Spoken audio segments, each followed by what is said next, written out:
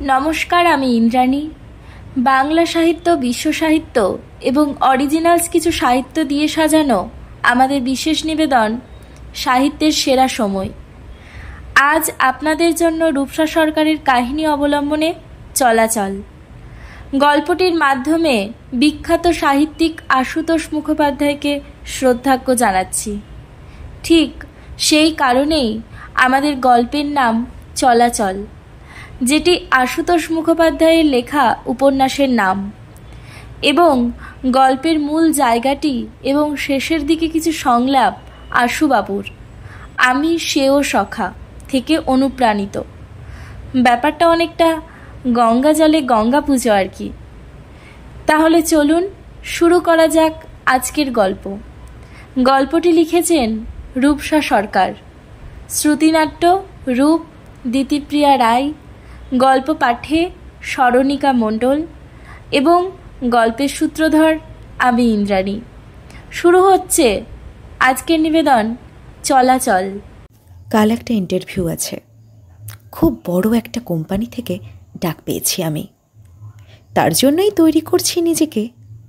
বাড়ির লোক চাপ দেয়নি, কিন্তু নিজের পায়ে দাঁড়ানোর একটা তাগিদ ছোট থেকেই ছিল। বাড়িতে লোক বলতে আমার দিদি, মা, বাবা আর আমি। আসছে ডিসেম্বরে আবিরের সঙ্গে আমার বিয়ে। সুখবর এই যে ডিসেম্বরের 16 তারিখ আমাদের বিয়ে। আবিরের সঙ্গে আই এম গেটিং ম্যারিড। আবির চাকরি করায় আপত্তি করেনি, ও তো সব কাজেই উৎসাহ দেয়। ওর মতো একজন সাপোর্টিভ ছেলেকে যে আমি লাইফ পার্টনার হিসেবে পাচ্ছি, এটাকেই নিজের কপাল বলে মনে করি। 6 বছর সম্পর্কে থাকার পর আগামী 16 ডিসেম্বর আবিরের সঙ্গে বিয়ে। আবির আমার প্রথম ভালোবাসা, আর সেই ভালোবাসা পরিণতি পাচ্ছে দুই বাড়ির সম্মতিতেই। আমার খুব ভালো লাগছে। একজন ভালো বন্ধুকে নিজের লাইফ পার্টনার হিসেবে পেতে চলেছি। এটা কি কম ভাগ্যের? অবশ্য আমি প্রথম থেকেই জানতাম যে আবিরকেই আমি মন থেকে চাই সারা জীবনের জন্য। আমার ফোন বেজে উঠল। একটা অচেনা নম্বর থেকে কল আসছে। আমি তুলে হ্যালো বলতেই ওপাশ থেকে বহু পরিচিত এক গলা ভেসে এলো। কেমন আছিস রিমা? এক পলকেই চিনতে পারলাম গলাটা। এ যে ইমনদা, আমার কলেজের সিনিয়র। আমি বেশ উত্তেজিতভাবে আরে ইমনদা তুমি বলে উঠলাম। কথা হয় না বলে নাম্বারটা ডিলিট করে দেওয়া হয়েছিল বুঝি? আরে না না, ধুস, আমি নতুন একটা ফোন কিনেছি, কারো নাম্বার সেভ করা নেই। সরি গো, খুব সরি। আবার সরি? তুই আর বদলাবি না বল? ঠিকই বলেছ ইমনদা, আমি আর বদলাবো না। 25 বছর তো এভাবেই কাটিয়ে দিলাম, আর বদলে কি হবে? রিমা, বলো। চাকরিটা আমি পেয়ে গেছি, এখন আর কেউ আটকাতে পারবে না। ও তাই? কনগ্রাচুলেশনস। Thank you. ওয়েল, আমারও একটা খবর দেওয়ার আছে তোমাকে। তাই? শুনে কি খবর? পরশু আবিরের মা বাবা এসে পাকা কথা বলে গেছে।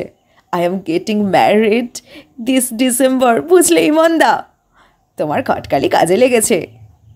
সেই আমি ছিলাম বলেই এই যাত্রায় উতরে গেলি তোরা।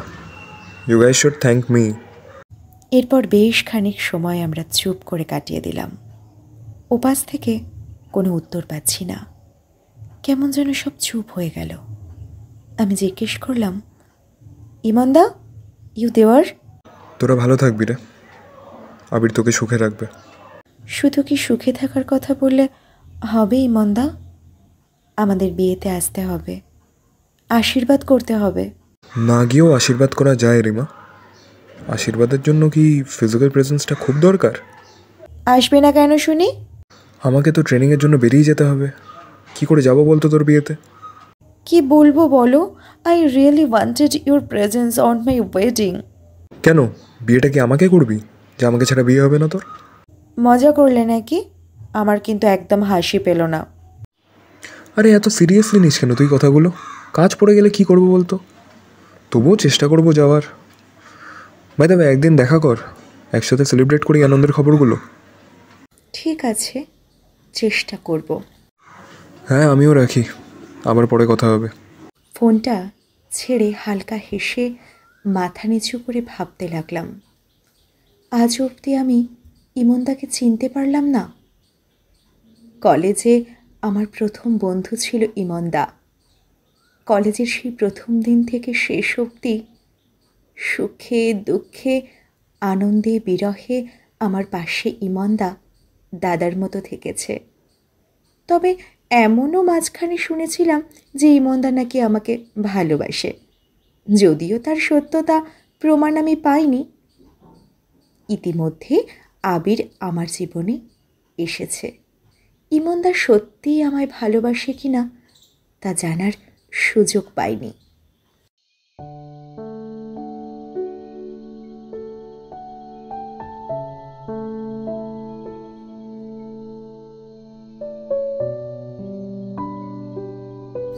এক ছটকায় 6 বছর আগে চলে গেলাম। তখন সদ্য কলেজে ঢুকেছি, অ্যাকাউন্টেন্স অনার্স নিয়ে পড়ব বলে। আমার বান্ধবী অর্পিতার জ্যাঠতুতো বোন আশুতোষের সিনিয়র, সে আগে থেকেই সাবধান করে দিয়েছিল। আশুতোষে ছাত্র রাজনীতির চল চিরকাল, তবে কলেজে না ঢুকলে ইন্টারনাল পলিটিক্স ধরা খুব কঠিন। পরীক্ষা বন্ধ করা নিয়ে পলিটিক্স, সোশ্যাল প্রোগ্রাম নিয়ে পলিটিক্স, এমনকি অ্যানুয়াল ফাংশন অ্যান্ড গ্যাদারিংয়েও ছাত্রনেতার কথা শেষ ছিল। এত কিছুর মধ্যে সবার বন্ধুত্বটা ছিল দারুণ। বন্ধুরা কিভাবে একে অন্যদের কথা ভাবে সেটা বুঝেছিলাম সেই দিন, যেই দিন আমি ছাত্রনেতা সৌভিক চক্রবর্তীর মুখোমুখি হই।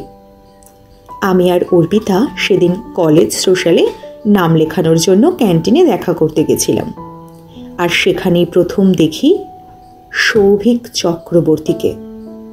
সৌভিকদা ছাত্রনেতা হবার ফলে তাকে সবাই মেনে চলত। আমাদের দুজনের আবির্ভাব দেখে সৌভিকদা বিচ্ছিরিভাবে হেসে বলল, তোরা ফ্রেশার্স? বাহ, তাহলে তো একটা সুযোগ দিতেই হবে তোদেরকে। হাসিটা আমার একদম ভালো লাগলো না। সে এভাবে কথা কেন বলল? আমি কিছু বলার আগেই সৌভিকদা আবার বলল, তোরা দুজনে নাচবি, আর নাচের গান সিলেক্ট করব আমি। সেটাই যদি নাচতে না পারিস, ফাংশনে হয়তো কিছু হবে না, কিন্তু তারপরেই তোদের ভুগতে হবে। কথাটা বলেই হাসতে শুরু করলো সৌভিকদা। আমি ভালো করে বুঝতে পারছিলাম যে ব্যাপারটা যে এক পর্যায়ে র্যাগিংয়ে পরিণত হবে। আমি বললাম, থাক সৌভিকদা, আমি কিছু করব না, তুমি বরং অন্য কাউকে দিয়ে নাচ করিয়ে নাও। এই নাচ করাটা not a cup of my tea. কথাটা শুনে সৌভিকদার মনে কি হলো তা আমি বুঝলাম না ঠিক, কিন্তু সৌভিকদার চোয়াল যখন শক্ত হলো তখন কেন জানি না আমার মন ফু ডাকল। আমি কি ভুল কিছু বলে ফেললাম? জানি না। বললাম, সৌভিকদা, ছোট থেকে আমি নাচ শিখিনি কোনদিন, আমি আবৃত্তিটাই পারি, যদি সেটা দিতে পারো আমি করতে রাজি আছি। খুব ধীরে ধীরে সৌভিকদা এগিয়ে এলো আমার দিকে। খুব ঠান্ডা দৃষ্টি, যেন নির্বিকার, কিন্তু কোথাকার এক ভয় আমার মনে চলে এলো। কোনোদিন কেউ আমার মুখের ওপর একটা কথাও বলেনি, সেটা আজ তুই বলবি। তোমার র্যাকিংকে সবাই ভয় পেয়ে এসেছে সৌভিকদা, কিন্তু আমি ভয় না পেয়ে সত্যিটা জানি আমি, কারণ আমি নিজের দৌড়টা জানি, সেই জন্যই বললাম এটা। আচ্ছা, তুই আমাকে ভয় পাস না? তোকে মনে রাখলাম। একজন ফ্রেশার্স হয়ে এত বড় বড় কথা বলার সাহস কি করে হয় তোর? সাহসটা নিজের থেকে তৈরি হয় দাদা, কেউ কাউকে সাহস ধার দেয় না। How dare you! আমার মুখের ওপর? কথা শেষ হবার আগেই আর একটা পুরুষ কণ্ঠ শুনলাম আমি ক্যান্টিনের দরজার সামনে থেকে। How dare you! একজন ফ্রেশারের সাথে এরকম রুড বিহেভ করলে কি শাস্তি হতে পারে সেটা কি ভুলে যাচ্ছিস তুই?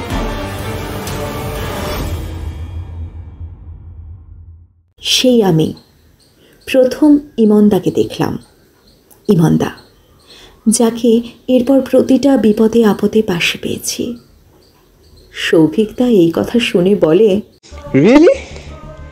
শাস্তি পাবো? তাও আবার আমি? তুই বোধহয় ভুলে যাচ্ছিস যে আমি প্রিন্সিপালের কাছের লোক। ইমনদা হেসে উঠল কথাটা শুনে। সে বলল, কাছের মানুষ, মনের মানুষ তো নোস, আর এমনভাবে কথা বলছিস যেন তুই তার ছেলে। সৌভিকদা কিছু একটা বলতে যাচ্ছিল, কিন্তু তার আগেই ইমনদা বলল, তুই প্রিন্সিপালের কাছের লোক কারণ উনি তোকে ভালো নজরে দেখেন, আর তোর কীর্তিকলাপগুলো উনি জানেন না। সেগুলো জেনে গেলে তুই আর ওনার গুড বুকে থাকবি কি? ইশারায় না বোঝালো ইমনদা। তারপর আরেকটু এগিয়ে এলো ক্যান্টিনের ঠিক মাঝখানে। ইমনদার পরনে কালো জামা আর নীল জিন্স, বাহাতে সোনালি ঘড়ি। পরে অবশ্য শুনেছিলাম যে এরকম ডার্ক টল হ্যান্ডসাম ইমন সেনের প্রতি কলেজের অনেক মেয়েই নাকি ক্রাশ খেয়ে আছে। কেন খেয়ে আছে সে প্রথম দিনই বুঝে গিয়েছিলাম।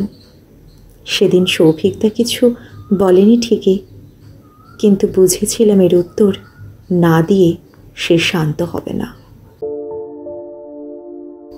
ফাংশনের বেশ কিছুদিন দেরি আছে, কিন্তু তার আগেই ইমনদার সঙ্গে ভালো বন্ধুত্ব হয়ে যায়। মাঝে মাঝে ইমনদা বলতো, তুই পড়াশোনাটা মন দিয়ে কর, কিন্তু তা বলে কালচারাল সাইডটাকে এইভাবে অবহেলা করিস না। আমি তখন হাসি মুখে ওকে জিজ্ঞেস করতাম, কেন গো? তখনও বলতো, বেশি প্রশ্ন না করে যেটা বলছি সেটা কর। যা বাবা, আমি তো দুটোই করি। তাই কর, আমি সব ব্যবস্থা করে দেবো, তুই শুধু কাজটা করে যা। বেশ, কাজ করে যাব। এভাবেই সময় কাটতে থাকে। আমাদের কলেজে ফাংশন শুরু হয়। আমি আবৃত্তি করি, অর্পিতা গান করে, আর সবশেষে আমি দেখি আবিরকে। সেই যে গিটার বাজিয়েছিল।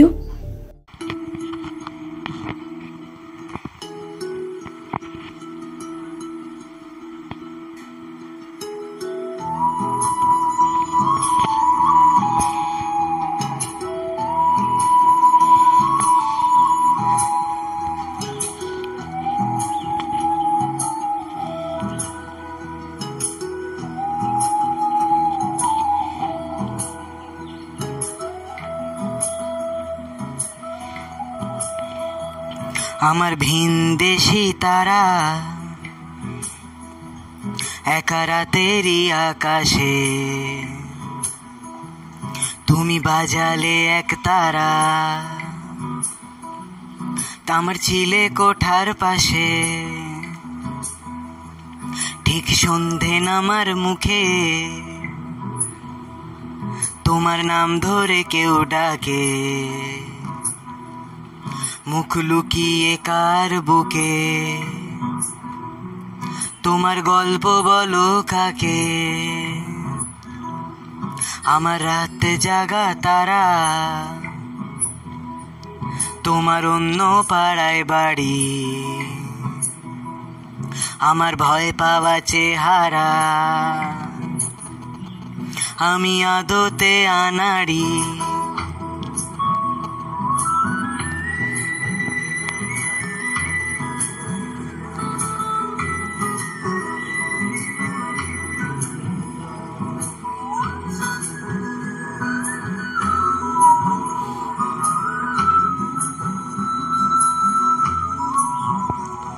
আমার আকাশ দেখা ঘুড়ি, কিছু মিথ্যে বাহাদুরি। আমার আকাশ দেখা ঘুড়ি, কিছু মিথ্যে বাহাদুরি। আমার চোখ বেঁধে দাও আলো, তাও শান্ত শীতল পাটি। তুমি মায়ের মতোই ভালো, আমি একলাটি পথ হাঁটি। আমার বিচ্ছিরি এক তারা, তুমি নাও না কথা কানে। তোমার কিসের এত তাড়া,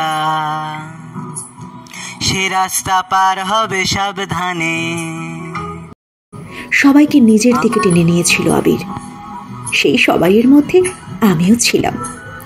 কি মনে হয়েছিল আমি নিজের থেকে আলাপ করেছিলাম আবিরের সঙ্গে। প্রথমে বলেছিলাম, মানে আপনি না চন্দ্রবিন্দুর গানটা ভালোই গান, যদিও আমি খুব একটা চন্দ্রবিন্দু শুনি না, কিন্তু এই গানটা আমার খুবই প্রিয়। আবির আমার কথা শুনে হেসে ফেলেছিল, হাসি না থামেই বলেছিল, বাহ, আমার গলায় গানটা শুনে যদি পছন্দ হয় তাহলে এটা আমার ভাগ্য বলে মানব। আপনি চন্দ্রবিন্দুর ভক্ত? প্রচণ্ড। এই চন্দ্রবিন্দুর একটা থিওরি আছে, সেটা কোনো একদিন বুঝিয়ে দেবো আপনাকে। কোন ডিপার্টমেন্ট আপনার? নিজের ডিপার্টমেন্টের নাম বললাম আমি। আর সেদিন থেকেই আবিরের প্রতি একটা ইয়ে ভাব শুরু হয়। আমি জানতাম এ কথা আবিরকে বলার সরাসরি সাহস নেই আমার। আমার শেষ ভরসা ইমনদা, ওকেই বলতে হবে সবটা, না হলে উপায় নেই। কি বলিস রে, শেষমেশ সেই আবির? এই প্রশ্ন শুনে অবাক হলাম আমি। কেন, খারাপ কি? এর কোনো উত্তর দিল না ইমনদা। শান্তভাবে গিয়ে চেয়ারে বসে থাকলো। আমি গিয়ে বসলাম ইমনদার পায়ের কাছে। বললাম, ও ইমনদা, একটু দেখো না গো, আবিরের সঙ্গে একটু। আমার কথা শেষ করতে না দিয়ে ইমনদা বলল, হ্যাঁ রে বাবা, আমি কথা বলবো।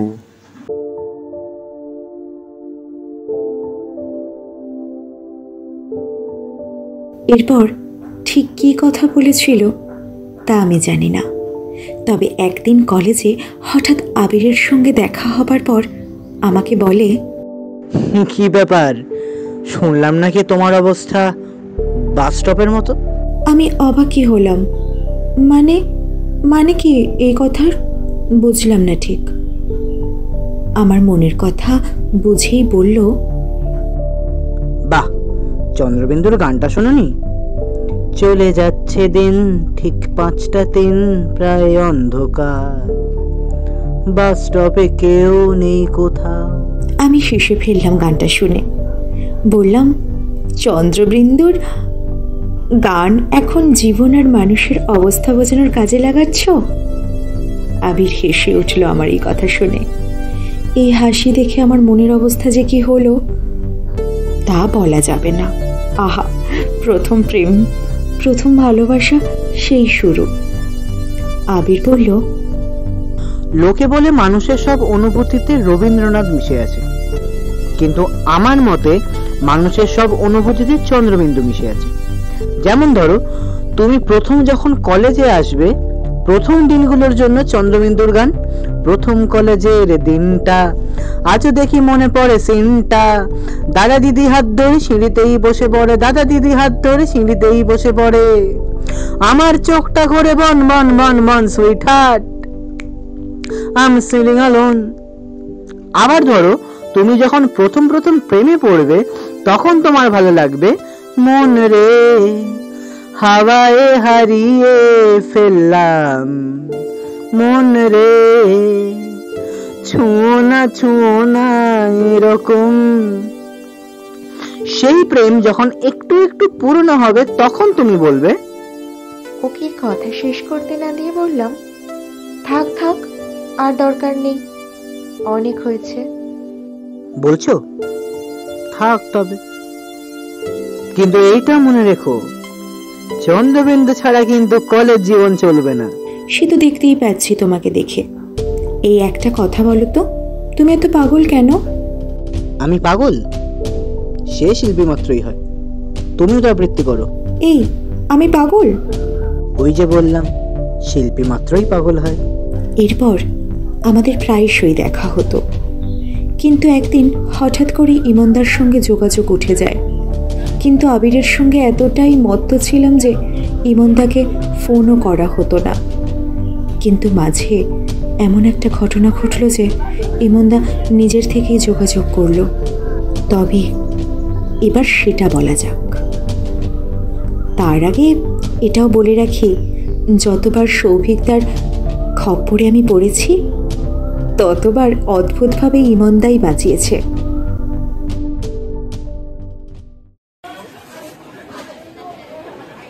সেদিন আমি আর আবির কলেজে ঢুকছি। আমার প্রথম পরীক্ষা ছিল সেদিন। কলেজে পা দিতেই সৌভিক চক্রবর্তী এসে দাঁড়িয়ে আমাদের দিকে বিচ্ছিরিভাবে তাকিয়ে থাকলো। এই মুহূর্তে আমার কি করা উচিত সেটা বুঝতেই বেশ খানিকটা সময় লেগে গেল আমার। সৌভিকদা কিছু বলছে না, আবিরও কিছু বলছে না। এইভাবে কিছুটা সময় নষ্ট হবার পর সৌভিকদা বলল, পরীক্ষা দিবি? তা কতদিন দিবি পরীক্ষা? শেষ প্রশ্নটা করে হেসে উঠল সৌভিকদা। তারপর বলল, কিন্তু পরীক্ষা তো হবে না। আমরা স্ট্রাইক করেছি, যতক্ষণ না আমাদের দাবি কেউ মানবে ততক্ষণ পরীক্ষা তো দিতে দেব না, বুঝলে মামনি? এইবার আবির ধীর কণ্ঠে বলল, খুব ভুল করছিস সেটা। নিজের ক্ষমতা লাগিয়ে বাচ্চা ছেলে মেয়েগুলোর ভবিষ্যৎ নষ্ট করছিস। ও, সেটা তুই বলে দিবি কোনটা ভুল আর কোনটা ঠিক? প্রয়োজন হলে বলতে হবে।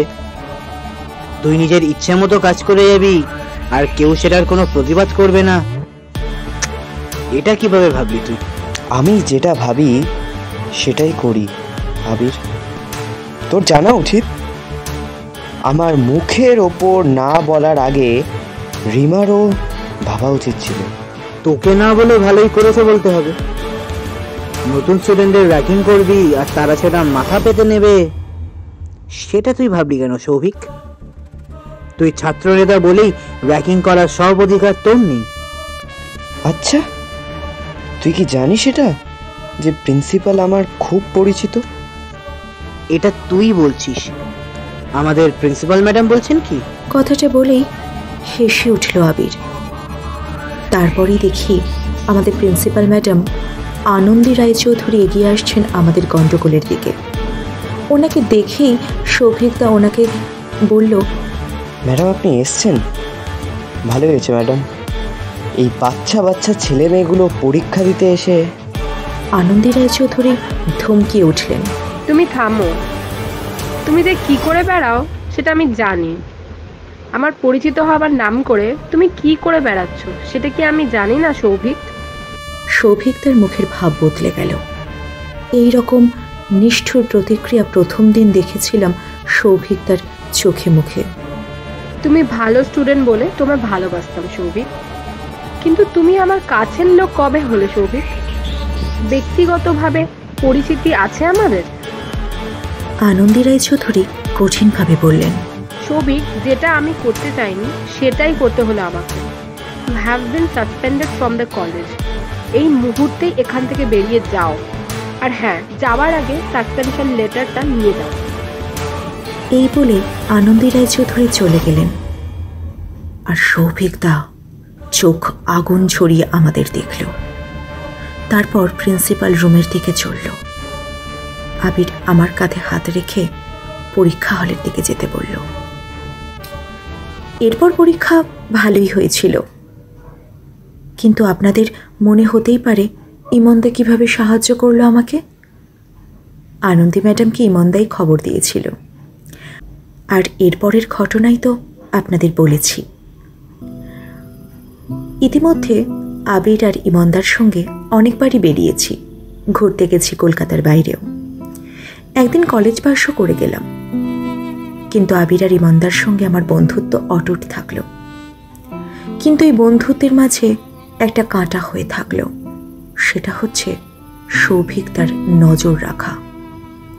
আমাদের তিনজনের বাড়িতে ঘুরিয়ে ফিরিয়ে নজর রাখা শুরু করে। সেটা আমরা তিনজনেই লক্ষ্য করে একদিন দেখা করি। তোরা বিয়ে করে ফেল, বুঝলি? না হলে সৌভিক পিছু ছাড়বে না। ইমনদার কথা শুনে আমি বেশি প্রতিবাদ করে উঠলাম, এই যা, ওই ছেলের জন্য আমি কেন বিয়ে করব? আমার কত স্বপ্ন নিজের পায়ে দাঁড়িয়ে নিজেকে এস্টাবলিশ করব। ইমনদা থমকে উঠল। তুই থাম, সৌভিক কি ভয়ঙ্কর হয়ে উঠেছে দেখেছিস সেটা? আমি কোনো কথা বললাম না, একবার আবিরের দিকে তাকালাম। আমার মনের অবস্থা বুঝে ও বলল, কিন্তু ইমন, আমি যে বিদেশ যাচ্ছি সেটা তো তুই জানিস। আমি বিদেশ গেলে ওর সুবিধা কি? ইমনদা কোনো কথা বলল না, মুখের মধ্যে অনেক চিন্তা। কলেজে আমার আর আবিরের লাভ স্টোরি হাওয়ায় ভাসত। সবাই জানতো থার্ড ইয়ারের আবির আর ফার্স্ট ইয়ারের রিমা ফাটিয়ে প্রেম করত। তারা নাকি বেস্ট কাপল।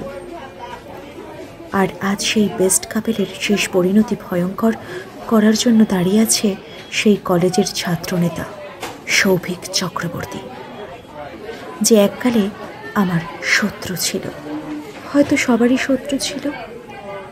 তারা সাহস করে বলতো না, কিন্তু আমি বলেছি, আমরা বলেছি, ইমনদা, ওর ভয়তে আমরা পিছব না। ও বিদেশ যাক, ততদিন না হয় কোনোভাবে কাটিয়ে দেওয়া যাবে। আমার কথা শুনে ইমনদা কি যেন ভাবল, তারপর বলল, হ্যাঁ তাও ঠিক কথা, কিন্তু সৌভিককে তো অবহেলা করা যায় না। ছেলেটা সেই কলেজের প্রথম দিন থেকে তোকে অকারণে শত্রু ভাবে। আমাদের দুজনকেও ভাবতো, কিন্তু এতটা না। আমি বা আবির কোনো কথা বললাম না। আবিরের দিকে তাকিয়ে ইমনদা বলল, তোর বাইরে যাওয়া কবে? আবির কিছুক্ষণ সময় না নিয়ে বলল, 2 মাস পর। ইমনদা ভেবে নিয়ে আবার বলল, তোদের বাড়ির লোক সব জানে? আমরা ইশারায় না বোঝাতেই ইমনদা বলল, সেটা না হয় জানিয়ে দেওয়া যাবে, তাতে অসুবিধা নেই। তুই বিদেশ যা, ততদিন রিমা আমার দায়িত্বে থাকবে। তোরা ফিরলে তারপর নয় বিয়ে হবে, কিন্তু তার আগে সৌভিকের একটা ব্যবস্থা করতে হবে।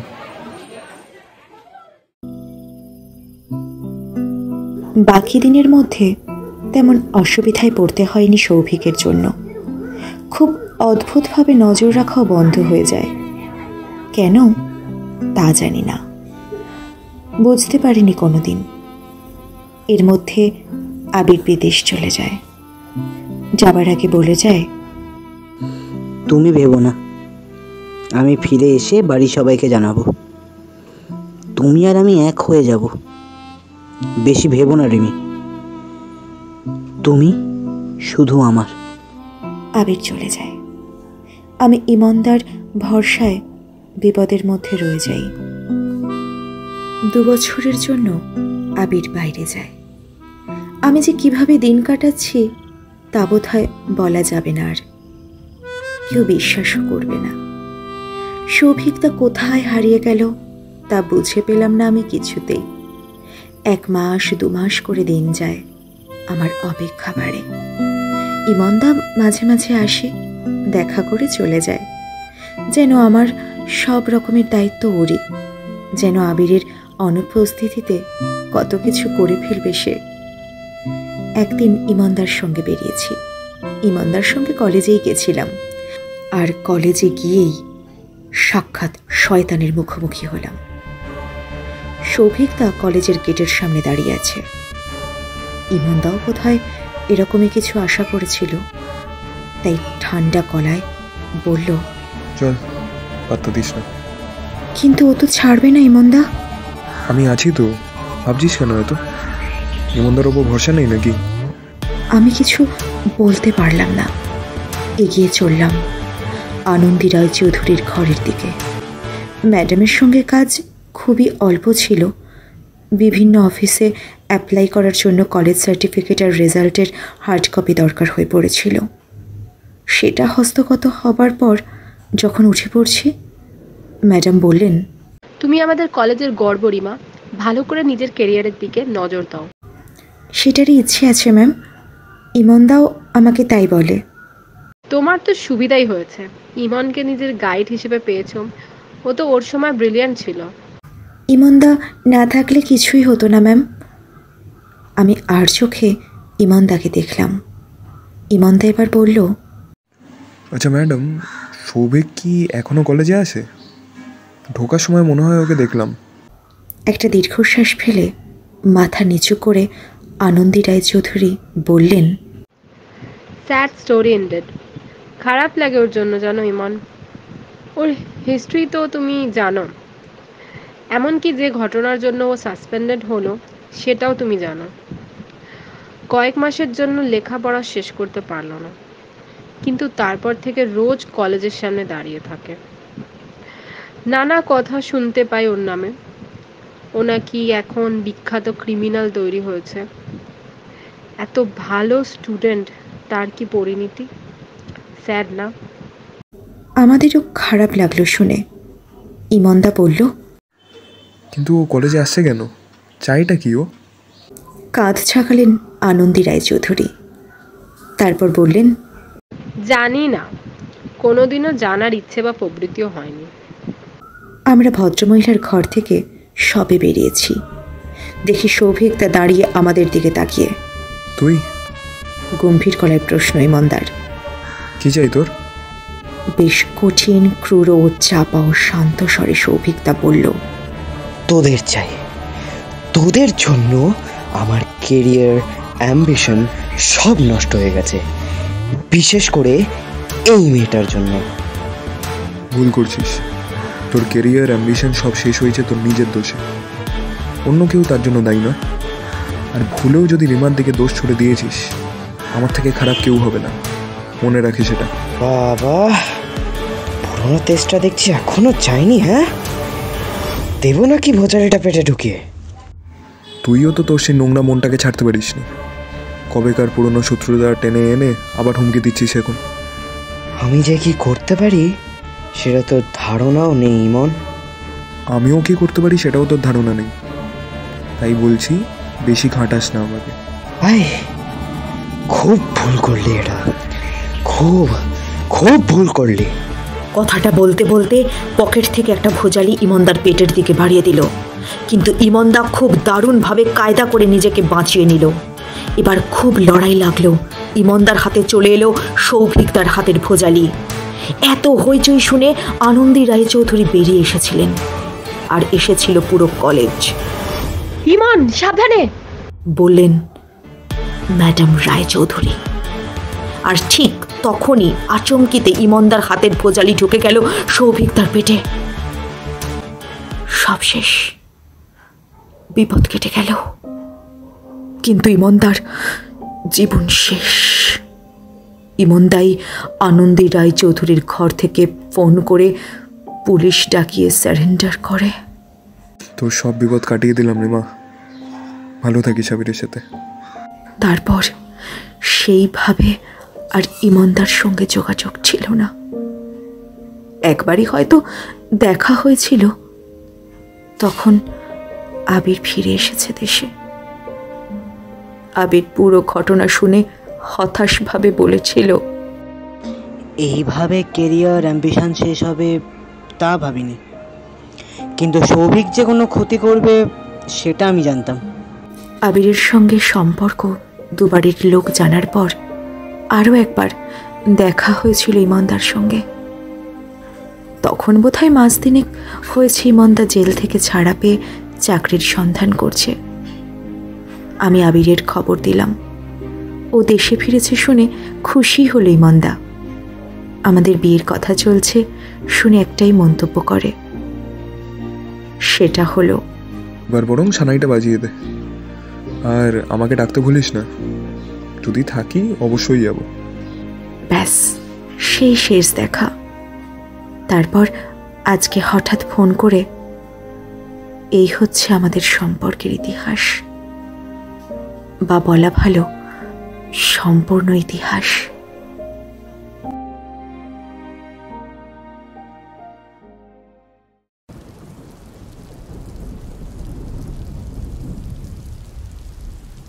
পনেরোই ডিসেম্বর। বাড়ি ভর্তি লোক। হই হুল্লোড় থেকে রেহাই নেই। ঘর বাড়ি গেট সাজানো নিয়ে সবাই ব্যস্ত। মা গয়নাকাটি, বেনারসি সব কিছু তালকে রাখছে। দিদি সবাইকে আপ্যায়ন করতে ব্যস্ত। আর জামাইবাবু দায়িত্ব নিয়েছে বাজারের। সবার মুখে চোখে কত উত্তেজনা, কিন্তু আমার বুকটা যেন কীরকম দূর দূর করছে। আমি একটু বেরিয়ে পড়লাম। যার বিয়ে তার হুঁশ নেই, পাড়াপড়শির ঘুম নেই। ঠিক কোনো কাজে যে বেরিয়েছি তা নয়, কতকটা নিজের মনের ভয়টা চাপার জন্যই বেরিয়ে পড়েছি। কিছুটা দূরে আসতেই ঝিরঝির করে বৃষ্টি শুরু হলো। বৃষ্টিতে ভিজে যদি জ্বর আসে, মা আর দিদির থেকে বকা খাওয়ার ভয়ে আমি একটা জায়গা খুঁজছি। ঠিক সেই সময় আমার চোখ গেল একটা চায়ের দোকানে। একজন পরিচিত ব্যক্তিকে দেখে থমকে দাঁড়িয়ে গেলাম আমি। ওটা ইমনদা? হ্যাঁ হ্যাঁ হ্যাঁ, ইমনদাই তো। ইমনদাও বোধহয় আমাকে দেখতে পেয়েছে। হাসি মুখে এগিয়ে এলো আমার দিকে। কি রে, তুই এখানে যে? কি ব্যাপার? ইমনদার এই প্রশ্নে আমিও হালকা হেসে উত্তর দিলাম, তেমন কিছু না দাদা, একটু কাজে এসেছিলাম। তা তুমি এখানে যে? আমিও একটু কাজে এসেছিলাম, ওই টুকটাক কিছু কেনাকাটি ছিল। যা বৃষ্টি শুরু হয়েছে, মনে হয় না এখন থামবে। সামনেই আমার বাড়ি, চ না এই সময়টুকু একটু বাড়িতেই বসবি। কাকু কাকিমা কিছু মাইন্ড করবে না তো? আমার প্রশ্নের মৃদু হাসল ইমনদা। হাসির মধ্যে বেদনা লুকানো আছে। এমনিতেও এই কয়েক বছরে বরাবরই আমার মনে হয়েছে যে ইমনদা আমার থেকে কিছু একটা লুকাতে চাইছে, কিন্তু কী লুকোচ্ছে তা আমি বুঝতে পারিনি। এবং এই লুকোচুরি যাতে আমি বুঝতে না পারি, তার জন্যই এতগুলো বছর আমাদের থেকে আলাদা সরে থাকা। আমাদের সুখের জন্য ইমনদা নিজের জীবন জলাঞ্জলি দিল। তার বদলে আমরা কি দিলাম তাকে? অবহেলা, দূরে ঠেলে দেওয়া। এত কিছু ভাবতে ভাবতে ইমনদার বাড়ির ভেতর ঢুকলাম। আমি কলেজ জীবনে যে বাড়িতে এসেছি, এটা সে বাড়ি নয়। হয়তো এটা হালেই বানানো। ইমনদা, জিজ্ঞেস না করে থাকতে পারলাম না, এই বাড়িটা কার ইমনদা? এখানে তো আগে আসিনি আমি। এটা আমার এক কাকার বাড়ি। জেল থেকে বেরোবার পর কাকা আমাকে এখানে থাকতে দিয়েছেন। তোমার নিজের বাড়িটা, যেখানে কাকু কাকিমা থাকতো? ওটা কাকা বিক্রি করে দিয়েছে। দোষ নেই, আমি বলেছিলাম বিক্রি করতে। মানে কেন? যে বাড়িতে ছেলের অভাবে না খেয়ে দুজন নিরপরাধ মানুষ মারা যায়, সেই বাড়িতে ফিরে যেতে মন চাইল না রে। কাকু কাকিমা মারা গিয়েছে? আমি না থাকাকালীন বাবার হার্ট অ্যাটাক হয়, হাসপাতালে নিয়ে যাওয়া হয়, কিন্তু ব্যাড লাক, বাবা চিকিৎসা নিতে পারলো না। নিয়ে যাওয়ার 3 ঘন্টার মধ্যে বাবা এক্সপায়ার করে। আর এই খবরটা শুনে মাও এই শকটা নিতে পারলো না। পরদিন মাও মারা যায়। আমি তখন জেলে বসে ভাবছি, জেল ফেরত আসামি কী করে এসে সমাজে আবার থাকবে। তখনই জেলের ওয়ার্ডেন আমাকে এই খবরটা দেয়। 24 ঘন্টার ফারাকে আমি আমার বাবা মা দুজনকে হারাই। এত কিছু সব ঘটে গেছে সেই জেলে থাকার সময়। সেও আজ বছর 3 আগের কথা। এত কিছু ঘটেছে, তুমি আমাকে কিচ্ছু জানাওনি ইমনদা? তুইও তো খবর নিস নি রিমা। তোরা চাইলে কি আমার সঙ্গে দেখা করতে পারতিস না? তোদের ভালোবাসাকে বাঁচিয়ে রাখার জন্যই তো আমার জীবনটা নষ্ট হয়ে গেল বল। আমি কোনো কথা বলতে পারলাম না। আমার কাছে এই প্রশ্নের কোনো সদুত্তর নেই। আমি আবিরের সঙ্গে এতটাই ব্যস্ত ছিলাম যে ইমনদা জেলে কেমন আছে সেই খবর নিতে একদিনও যাইনি। ইমনদা গিয়ে জানলার কাছে দাঁড়ালো। কথা বলার মুখ বা সাহস কোনোটাই আমার ছিল না। তবু আমি ইমনদার কাঁধে গিয়ে হাত রাখলাম। ইমনদা, আমাকে আর আবিরকে কোনোদিন ক্ষমা করো না তুমি। আমরা এতটাই অকৃতজ্ঞ যে যার জন্য আমরা সংসার করার স্বপ্ন দেখতে পারলাম, তার বিপদে পাশেও দাঁড়ালাম না। ইমনদা আমার দিকে ফিরে তাকালো, কিন্তু কোনো কথা বলল না। ইমনদার চোখে জল অনেক কিছু বুঝিয়ে দিচ্ছিল। একই সঙ্গে ওই চোখে অশ্রুবিন্দু আমার মনের অপরাধ আর পাপবোধ একসঙ্গে বাড়িয়ে দিচ্ছে। ইমনদার গলা কেঁপে উঠল, ধীর গলায় বলল, একটাই আক্ষেপ রয়ে গেল রে, এই জন্মে তোকে নিজের করে পেলাম না। ইমনদা, মা বাবাকে হারানোর কষ্ট আছে, কিন্তু জেলে যাওয়ার কোনো আক্ষেপ নেই।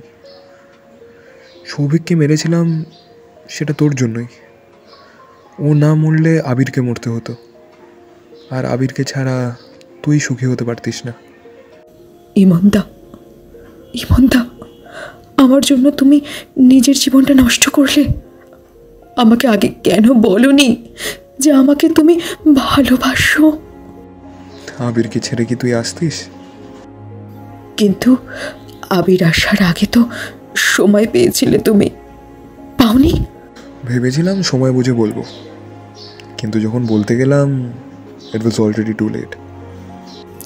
ইমনদা, বিশ্বাস করো, এভাবে তোমায় কষ্ট দিতে চাইনি। তুই তো দিসনি, আমি নিয়েছি। নিজের অজান্তে ইমনদাকে জড়িয়ে ধরে কান্নায় ভেঙে পড়লাম।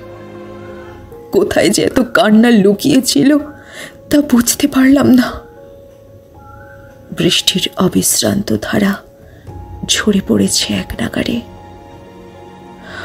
আমার চোখ ও ঘরের ভেতর বৃষ্টি ঝরাচ্ছে।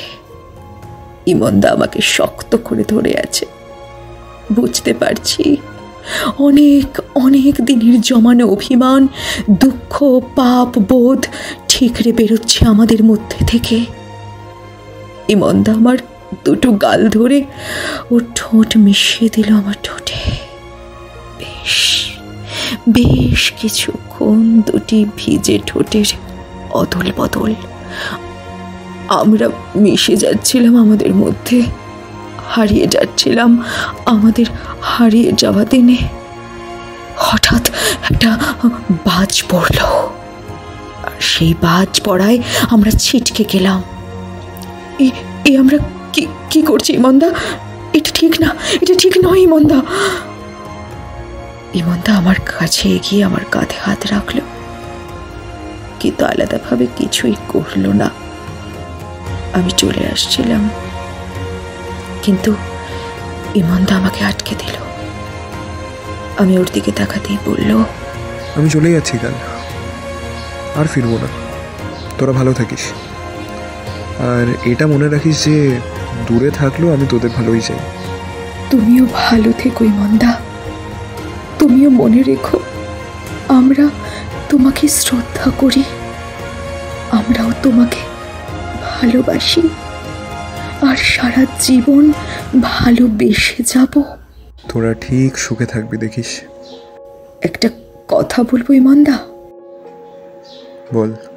তুমি আবার বিয়ে করো, আমার জন্য নিজের জীবন আবার নষ্ট করো না। ইমনদা কোনো উত্তর দিল না, হালকা হাসলো কেবল। আমি বেরিয়ে এলাম মনে এক রাশ কষ্ট নিয়ে। ইমনদা কি এটা ডিজার্ভ করে? মনের মধ্যে এক রাশ স্বপ্নর পাশাপাশি একটা ব্যর্থ প্রেমের গল্প জায়গা করে নিল, যে গল্প সারা জীবন মনে সাড়া ফেলবে, যা ভোলার নয় কোনো দিন। শেষ হলো আমাদের আজকের গল্প চলাচল। যদি নিবেদনটি আপনাদের ভালো লেগে থাকে অবশ্যই আমাদের পাশে থাকবেন, যাতে ভবিষ্যতে আরও ভালো কাজ আনতে পারি।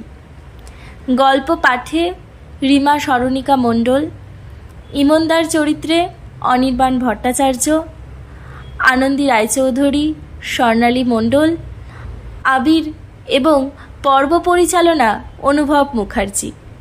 কাহিনী সূত্রধর ইন্দ্রাণী দত্ত, শ্রুতিনাট্য রূপ দিতিপ্রিয়া রায়, প্রচ্ছদ সোনামণি সাহা, সহকারী সংঘমিত্রা তালুকদার, সহযোগিতায় ঐশী ভট্টাচার্য।